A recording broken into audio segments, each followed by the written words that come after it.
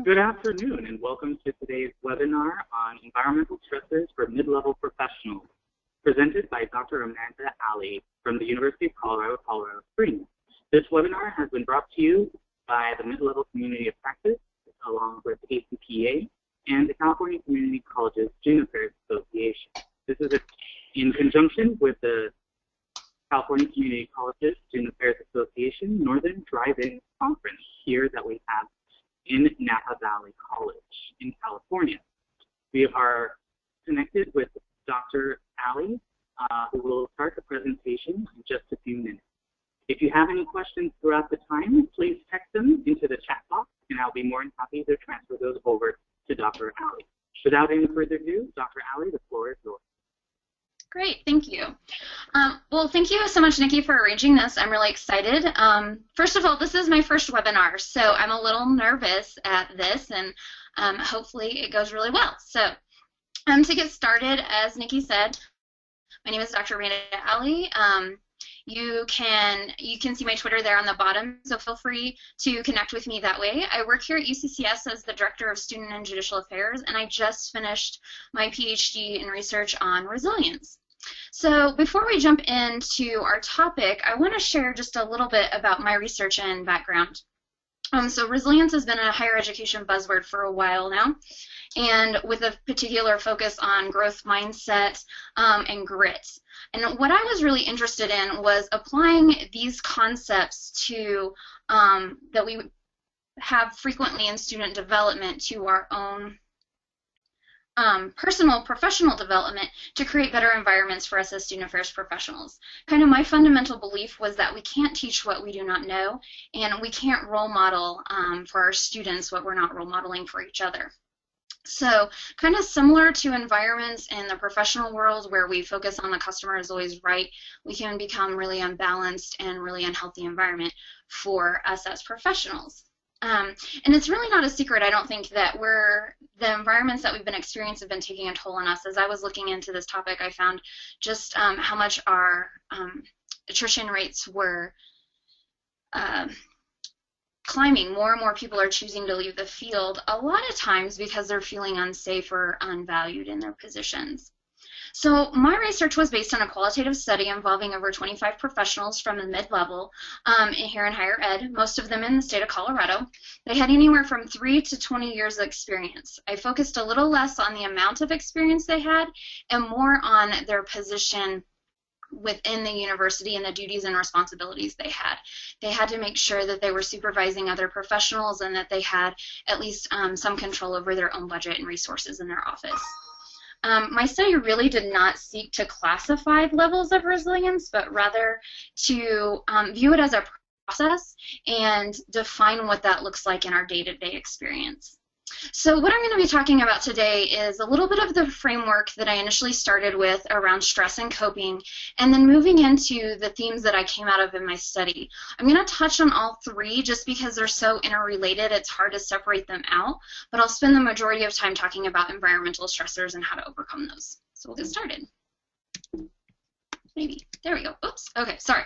So first of all, stress. Stress often gets a bad rap in our environments. But stress really is just simply the body's response to certain environmental or personal demands. Not all stress is bad.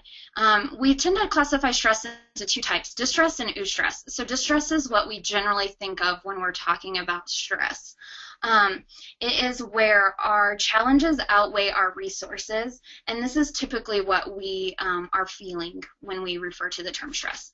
Eustress is actually a positive form of stress. It's where we're going to be challenged, but our resources are going to be stretched, but we feel capable of meeting that challenge. Oftentimes, we have our students who tell us that they write better under a deadline. This is kind of, they're not always lying. This is that eustress they feel, where our senses are heightened, and we feel more aware, more alert, and have better better responses and reactions. The problem that we have is when we're experiencing chronic distress. And that's where we can start to see some of those health effects that we generally see when we're here reported distress. So there's three stages of chronic stress. The first stage is alarm, the second stage resistance, and the final stage exhaustion. And exhaustion is where we have the most health effects. So before I go any further, I'm going to ask you to reflect on something for a moment for me. And these are 3 questions that I actually asked in my dissertation research. And the first was to think about a really challenging or stressful event that you had over the last semester, and just really think back on that and hold it in your mind. And then the second question is how you responded to that stress. What is it that you did, or how did you manage the stress that you felt or the distress that you felt? And then my final question is just generally, how do you cope? If someone were to ask you how you would cope, what would your response to that be? So I'm seeing that there's a slight problem in the screen's not sharing correctly. Nikki, I don't think you're seeing what I'm seeing. I'm not seeing I'm just seeing your first slide. Yeah, so I've moved on to a second slide, and I'm not really sure what the problem with that is.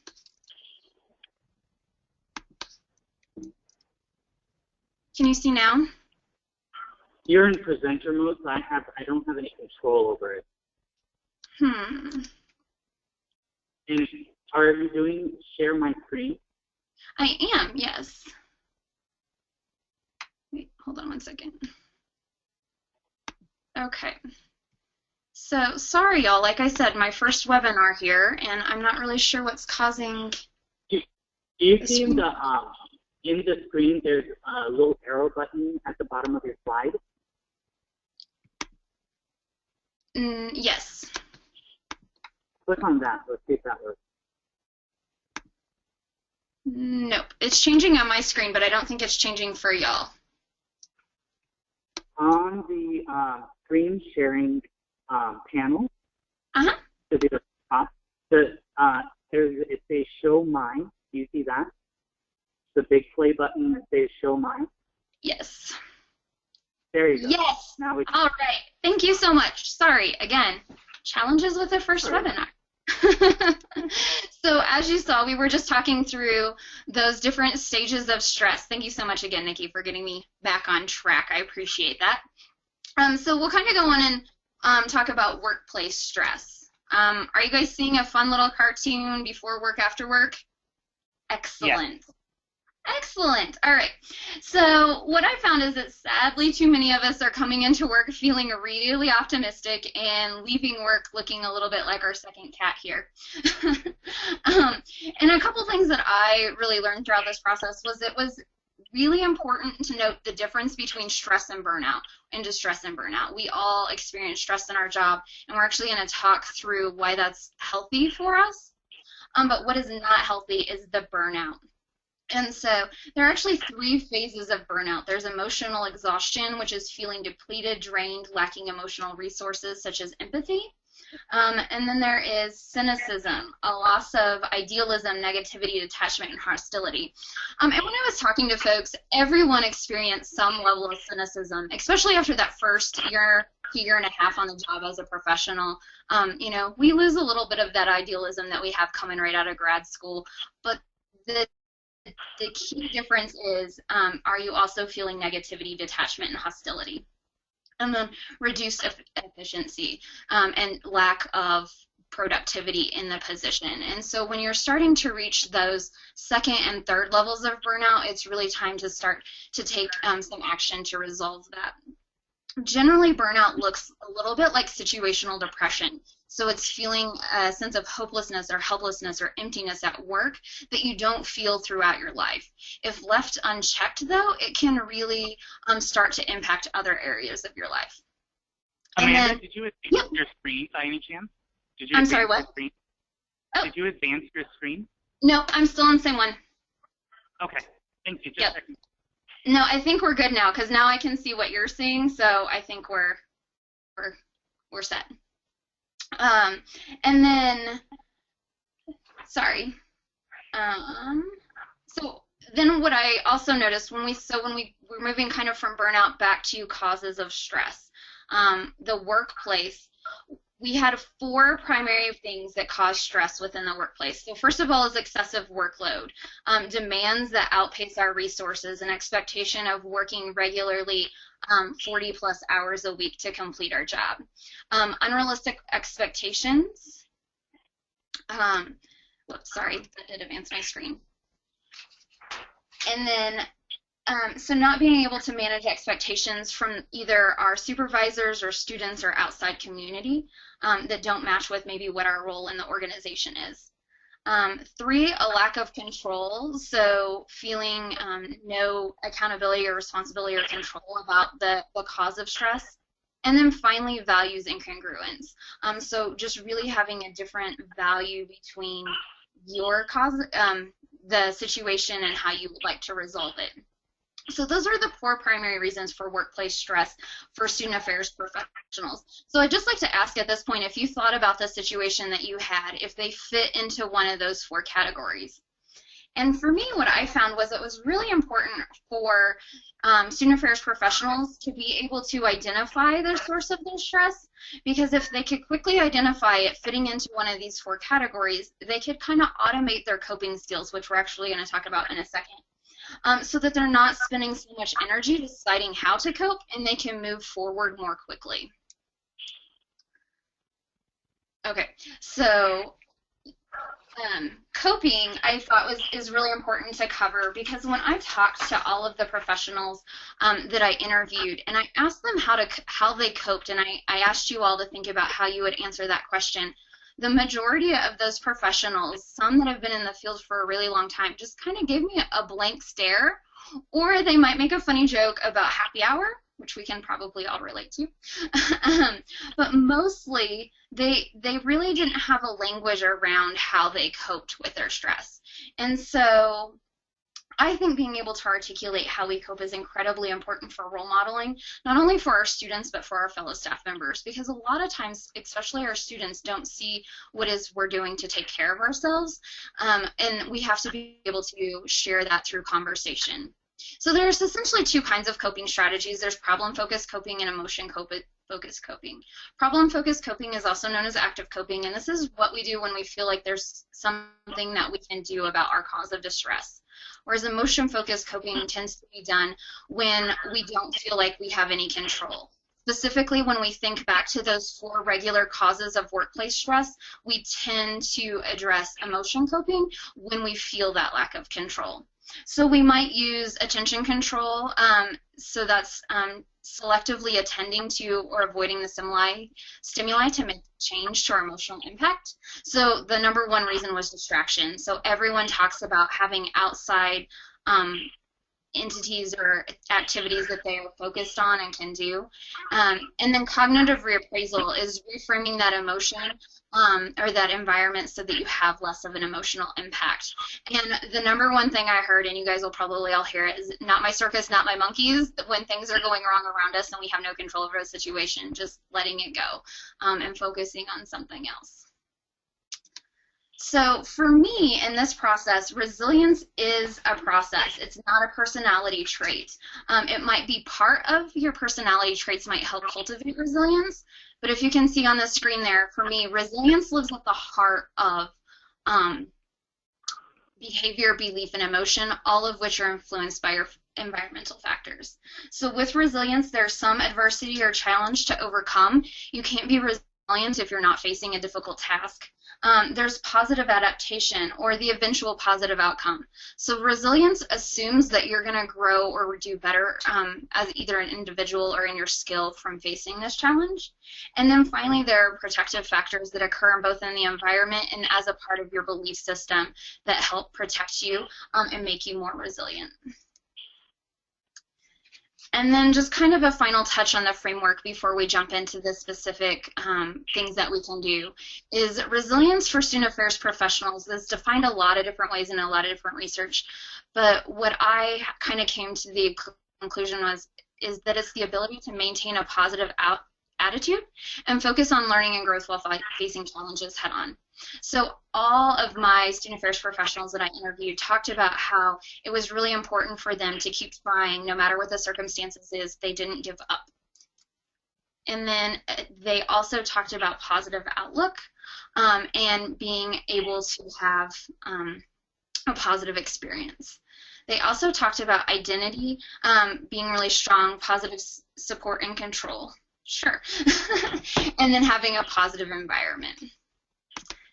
So one of the key factors was a strong identity. And I was kind of flying through that early stuff because I want to spend the most amount of time that we have on this last part. So strong identity was the first characteristic of a resilient professional. So we know that in college, part of our purpose as student affairs professionals is to help our collegiate students develop an identity. As they enter the workforce, though, and as we enter the workforce, sometimes that can become quite difficult, and we almost have to start that process over again. Sorry, one second. So resilient student affairs professionals had a strong sense of personal and professional identity. They had kind of gone all through that stages of developing who they are as a professional after leaving grad school. When they didn't have a strong sense of identity, they almost became paralyzed by choice, and they burned energy trying to fit in versus being grounded in their own values and characteristics. Specifically, identities that were really helpful for individuals in developing resilience were having a strong work ethic or being identified as a hard worker. Over 20 of my participants identified as being a hard worker, and all of those folks really displayed signs of resilience in other parts of their lives. They had a definite pride to that. They also were very optimistic and positive. And when I say positive, I don't mean that in like a Pollyanna-ish or rainbows or sunshine. There was definitely kind of an edge and a sarcasm to them. But at the end of the day, they had a lot of meaning in what they were doing. And they felt that they were contributing value to both their students and to their colleagues. And then they also knew their values. So they knew what was important to them both in their personal lives and their professional lives. And they knew how to connect and integrate the two. So when we look at some takeaways that we had from them on building identity is that what we can do to help other folks build resilience is help them foster a strong professional identity. When we're looking at new professionals coming right out of grad school or even mid-level professionals that have been in the field for a while but might be transitioning to new positions, what can we do to support them in developing their professional identity? And then allow for mistakes in our staff. We often allow for mistakes from our students and to help cultivate that, again, that going back to that growth mindset. But when we focus too much on expecting perfection from our staff and not allowing them the opportunity to grow, we're setting up a negative environment for our staff. So be sure that we're allowing for mistakes from our staff as well as our students. And then focus on building competence because competence leads to confidence. So as we're building skills and allowing opportunity for mistake to learn from that growth, we're building competence in our professionals, and that's going to lead to a more confident student or a more confident identity for them. And again, we talked about knowing your values, allowing our professional staff that work for us the opportunity to explore what their professional values are and what really matters to them.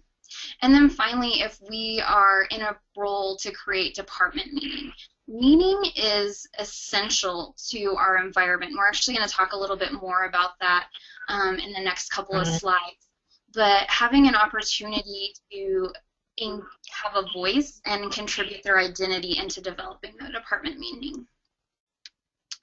So this area, the upward and downward spirals, is really where we get into the environmental factors and where I wanted to spend the most of our time on, and one of the reasons why I was rushing so much to get here. So as you might expect, a upward spiral includes positive environments engaging positive emotions, and a downward spiral is negative environments engaging negative emotions. So our negative environments have few opportunities for decision making. They lack resources, have unsupportive organizational cultures, and overall poor leadership. One of the things that was really interesting was within the downward spirals, there was a lot of blame occurring. So my boss made me feel this way. My toxic environment made me unhappy. There wasn't a lot of ownership of experience in these spirals, whereas with the positive spirals, there was a lot of ownership and intentional behavior, a lot of discussion of choice. They had role models and mentors, and they participated in the decision making. And one of the things that they really did was they set out to manage expectations. So not only did they manage both their staff expectations below them, but they had a really good relationship with their supervisors and managed their expectations up. So going into some specifics about stages of work in these environments. So there's essentially 4 stages of work. There's bored, relaxed, challenged, and overwhelmed. And generally, in the best work environments, you are moving back and forth between a relaxed and a challenged stage. That's your ideal circumstance. What we have in student affairs is that we tend to go in a circle. We go from bored to relaxed to challenged to overwhelmed. And in some environments, we go from overwhelmed right back to bored. And in other environments, we kind of work that backwards. So we might go from overwhelmed to challenged to relaxed to bored. And found that almost every professional I talked to had that low point in their career, or not in their career, but in their yearly cycle. So depending on the area that they worked in, you know, that might be summer when all their residents are gone, or if you were in admissions, that's their super busy time of year, so there's different slower times for them. But almost everyone worked through all 4 stages, where we know where ideal environments work between relaxed and challenged. So many of us find ourselves in the downward spiral, and what I found was it was really hard to break out of those spirals. In fact, it often took a huge change to get out of that. It wasn't enough just to think yourself out of it or to try to focus on the positive, but it really took specific action by a whole team. And so there are a few things that occurred that could really help for this. One was the opportunity for personal control, so allowing staff below you or as your peers to develop control for their own job responsibilities and duties, and reevaluating what those are so that they have the opportunity to have input. An opportunity for skill use. One of the things that most of my participants talked about in a downward spiral was that they did not feel utilized and thus didn't feel valued in their position. So providing participants an opportunity to use their skills and to use their strengths in a way that is meaningful towards the organization. Additionally, externally generated goals. Oftentimes, departments would get sucked into their own drama, for lack of a better phrase or way of putting it. But when they then found themselves collaborating with other areas on an externally generated goal, sometimes that allowed them to almost put on that happy face until they found themselves actually feeling happier about what they were doing. It also gave them more meaning working with other departments and having their skills and assets recognized outside of their regular interactions and contact. Allowing for variety. Again, we get into a bored phase. We might have a lot of work to do, but when we're doing the same thing every day, that doesn't provide for a lot of variety, so it can actually create that boredom or that tedium that we were talking about in the previous stage. Environmental clarity. So this one also had to do with safety. Many participants spoke about feeling unsafe in their environments these days, and so providing clarity in your roles, but also safety in your environment is really important to breaking out of that downward spiral. And then connecting with others. We're going to spend a little bit of time talking about social connection and how to form that later on, so I won't go into too much detail on that right here. And then finally, availability of money. The majority of my participants often feel underpaid. It's no surprise no one goes into higher ed for the paycheck, probably. But what they needed to feel like was that their work was valued, and they understood that their administrators might not have the final say in their budget, but what made them feel important was knowing that their direct supervisor was advocating on the behalf to find them appropriate salaries. So knowing that their administrators were doing comp analysis or advocating for budget increase based on their job duties created an opportunity for them to have more trust in their supervisor. And that's really hard, because when I talked to most of the supervisors, they didn't want to get their employees' hopes up. And so it was this balance between what they were doing and wanting to be transparent with their employee, but not get their hopes up or not have them feel undervalued if they were unable to make that happen for them. So that was kind of an interesting conundrum that many faced. They understood why the employee needed it, but they felt like they were protecting them by not doing it. A few other things you can do to break out of the downward spiral and really help focus on the environments. And this is really about helping others. So if you're working with somebody who's kind of in one of those really negative places, a few things that you can do, and this may sound super familiar from working with some of our students, but you know, again, several of these things are cross-applicable. But help your employees set clearly defined goals that are consistent with their personal values and provide meaning. Meaning shows up as in our, like I said, in the identity piece. When we feel meaning in what we're doing, it makes us more resilient to the challenges we're facing. So making sure that they have set goals that provide them both meaning to the overall department mission, but to their own personal values. Allow an individual to set objective milestones that are personally meaningful. Again, I just keep going back to this concept of meaning. So not dictating to them what those milestones will be, but allowing them to set it for themselves. Because when we looked back at our causes of stress, both unrealistic expectations and lack of control were two of our primary ones. And by doing this, you're allowing them to set expectations for themselves and for you, and allowing them a sense of control. Also, you want to allow for short-term indicators of progress that support department mission. So this allows them to feel like they're contributing and are contributing, not just feel like it, but they are contributing to the bigger picture.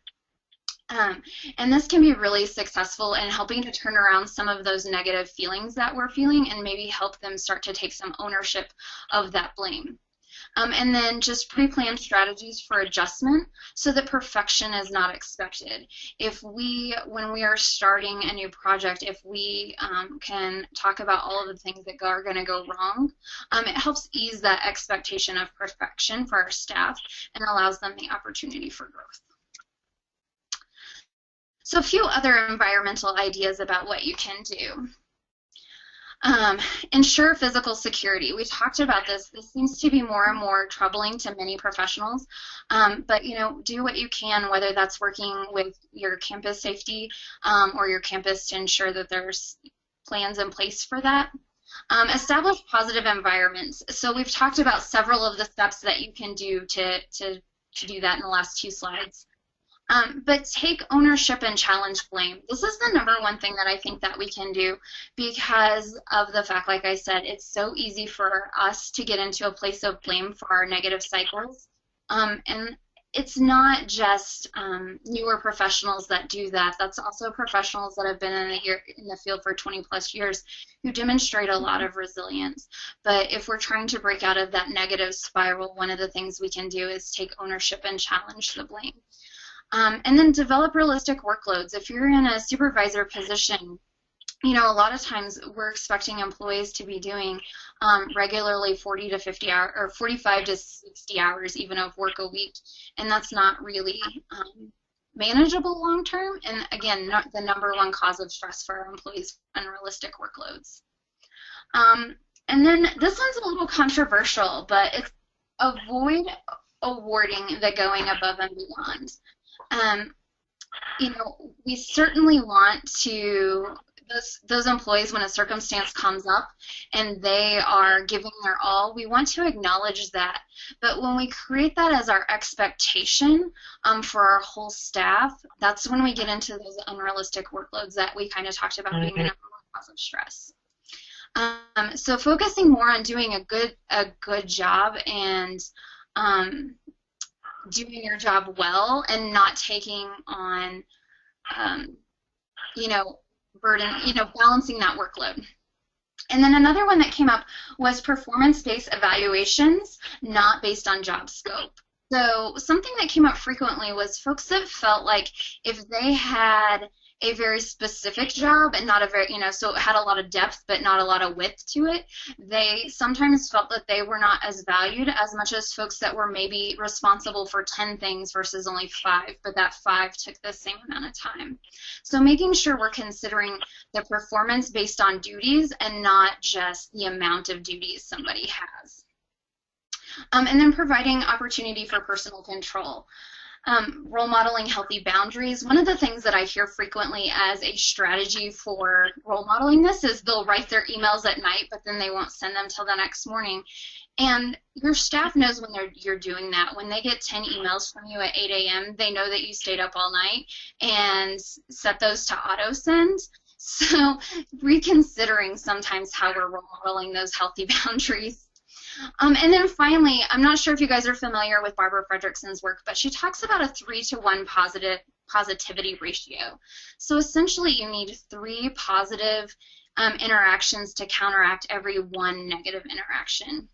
And so a couple ways this shows up, I think, is when we do highs and lows as team builders. Every time we say one of those lows, it's then going to take 3 positive things to try to pull us out, and we generally don't have time. I'm not saying that we shouldn't discuss the negative things that are happening in our environment. They should just be a little bit more structured than a high-low game.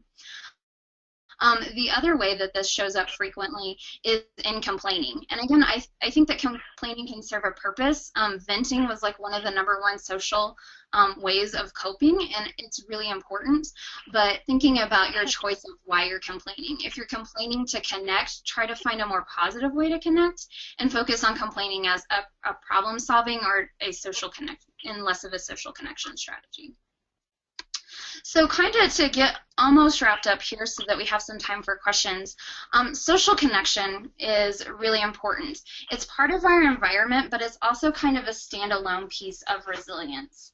It has been connected to burnout preventions since research on resilience has really begun. And if you're familiar with Brene Brown's work at all, who's kind of the guru of resilience right now, 3 of her 5 factors on promoting resilience focuses on social connection. But what we found is that the first thing that professionals cut when they're in any of those stages of stress is spending time with their colleagues. And to me, that's really not a good idea because we know that it is so important to creating the positive environments that we just spent time talking about, but also in our own coping and resilience strategies. So one of the things that was really important was finding ways to make time that engaged and balanced. And so I had several participants talk to me about ways that they did that. One talked about how she no longer has lunch with colleagues. While she loves to spend time with them, that takes an hour. And so anytime she gets invited to lunch, she offers up a coffee date instead so that she's still making time for those people, but that's only 30 minutes on her schedule instead of an hour. She also makes a point of having walking meetings. So anytime she has a meeting that's not in her office, she looks at her calendar to find out who else is on that meeting, and if there's somebody that she wants to connect with, making a phone call and say, hey, do you want to walk over to this meeting together, so that they can spend a little time chit-chatting. Cultivate connection and allow your employees to cultivate connection.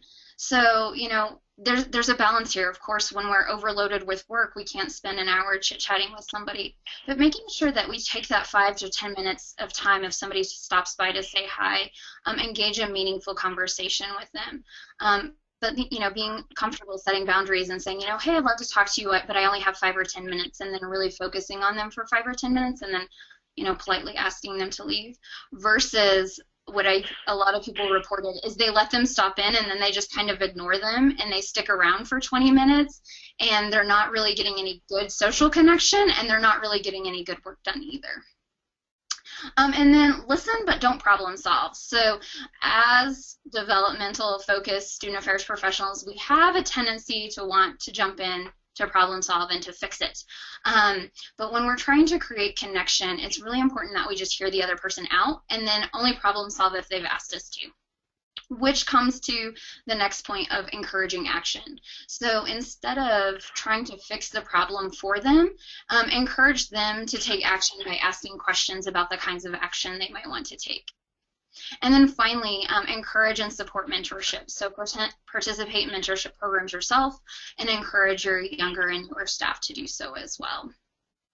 So kind of coming to the end here in terms of my presentation, you know, one of the things I like to end with is there's a lot that causes us stress, and my primary focus in this presentation is what we can do to help relieve stress of others to create a more healthy environment. I think you guys are going to have another follow-up webinar, which is kind of perfect on your own wellness, but I really want to emphasize making somebody that makes everybody feel like somebody. So with that being said, I'll open it up to questions. Cool. Thank you, Amanda. At this time, do you have any questions? Amanda, will you be able to send me the PowerPoint? And I can, actually, Nikki, you already have it. Oh, do I? Okay. I will look at it. Thank you. I sent it to you. Do I have any questions online from any of the participants online? I'm sorry, what did you say? I was asking if there were any participants online that had any questions. Anybody into that? We do have a comment. Hold on one second. Thank you so much. I really enjoyed the presentation. I feel like positivity is important, but we also have to be real and, you know, be authentic and genuine, because a lot of things that are happening are really hard for our students and for our employees, because But the part about not rewarding above and beyond, I think that's really important, because we are already hired to do a great job and to be great employees. And, you know, it's when those people say, oh, she was here on the weekend, or he was, you know, working late at night, and it's like, well, I'm still a great employee even though I don't do that. So I appreciate it. First I've heard it from a professional. So thank you.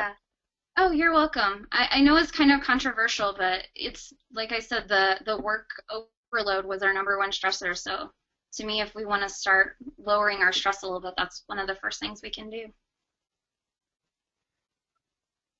Are there any other questions? Do you have any concluding thoughts, Amanda? I don't. I want to say thank you. And again, sorry for the technical difficulty. I was pretty nervous being my first webinar. So I hope that you guys found it somewhat educational. Wonderful. Thank you very much, Dr. Allee, and I appreciate you giving your time up to be with us today. Great. Thank you very much. Thanks. Have a great day, y'all. We will see you later. This webinar will close shortly. Thank you.